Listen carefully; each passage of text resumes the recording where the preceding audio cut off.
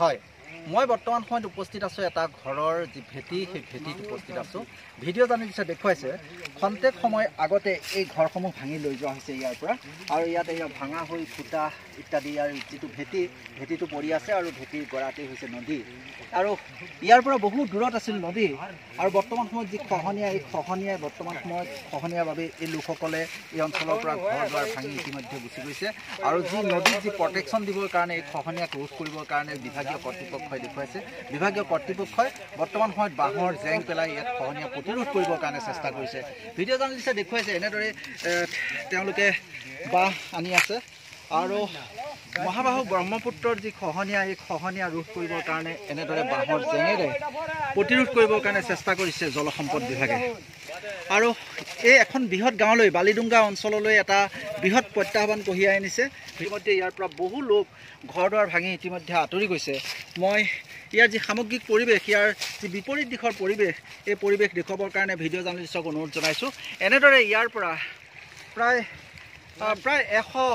100 metre দূৰলৈকে এনেদৰে এই বাঁহবিলাক পাৰত পেলাই থোৱা হৈছে, আৰু এই বৃহত্তৰ বালিডুংগা অঞ্চলটোক ৰক্ষা কৰিবৰ কাৰণে চেষ্টা কৰা হৈছে।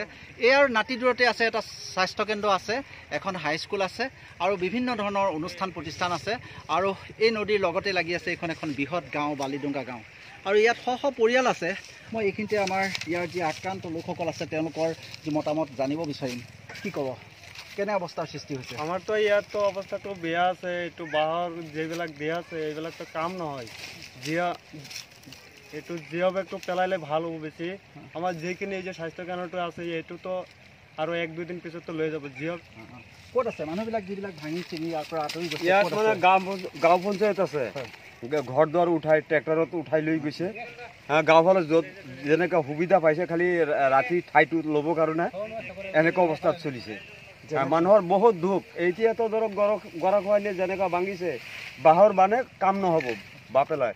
এয়া জিঅ' অৱস্থা যদি দিয়ে তেনেহ'লে থাকিব মোৰ এটা আশা। মানে জিঅ' বেগে কাম কৰা হৈছিলে যে বুঢ়াগাঁও কপটি মাৰি যে ইয়াত মানে জিঅ' অৱস্থা পেলাইছিলে, আপোনাৰ তাত মানে নদীটো ৰখাই গ'ল আৰু নাভাঙিলে।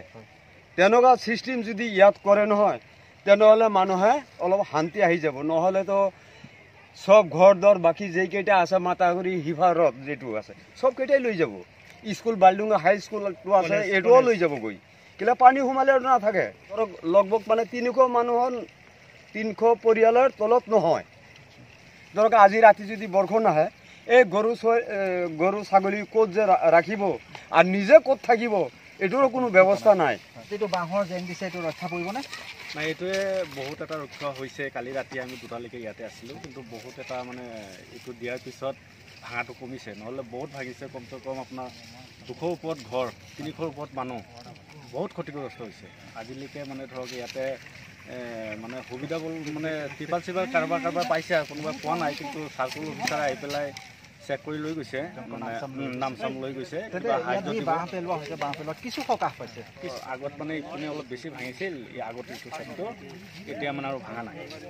মানে ভাইঘৰটো ভাঙি লৈ গ'লে এইবিলাক চব গোটেইকেইটা ঘৰ আছিল আপোনাৰ এইখিনি গোটেই মানুহ। বালিডুংগা গাঁও পঞ্চায়তৰ অৱস্থাটো বহুতেই বেয়া, কিন্তু এইখিনিত যদি অলপ মানে চকু দিয়ে আমাৰ মাননীয় মুখ্যমন্ত্ৰী, তেতিয়াহ'লে আমাৰ এইখিনি কিজানি আগন্তুক দিনত বহুত ভাল হ'ব। কাৰণ ইয়াতে স্কুল আছে, আপোনাৰ মানে বহুত কিবা চৰকাৰী বহুত কাম আছে, হাই ছেকেণ্ডাৰীও হৈ আছে। বহুত এটা মানে অৱস্থা বেয়াৰ পথে গৈ আছে। কিমান দিনৰ পৰা হৈ আছে এইটো আজি প্ৰায় আপোনাৰ 2 সপ্তাহমানৰ পৰা মানে অলপ এই আগত আছিল, অলপ ভাঙি আহিছে। কিন্তু এতিয়া মানে এই 3-4 দিন আগত মানে বেছি ভাঙিছে। যে প্ৰায় 300 শতাধিক পৰিয়ালে বৰ্তমান সময়ত ৰাস্তাই পদূলিয়ে পৰি আছে। তেওঁলোকে কোনো ধৰণৰ বৰ্তমান সময়লৈকে 2-1 যে এটা পৰিয়ালে কিবা ত্ৰিপাল বা কিবা পাইছে যদি বেলেগ ধৰণৰ কোনো সাহায্য পোৱা নাই।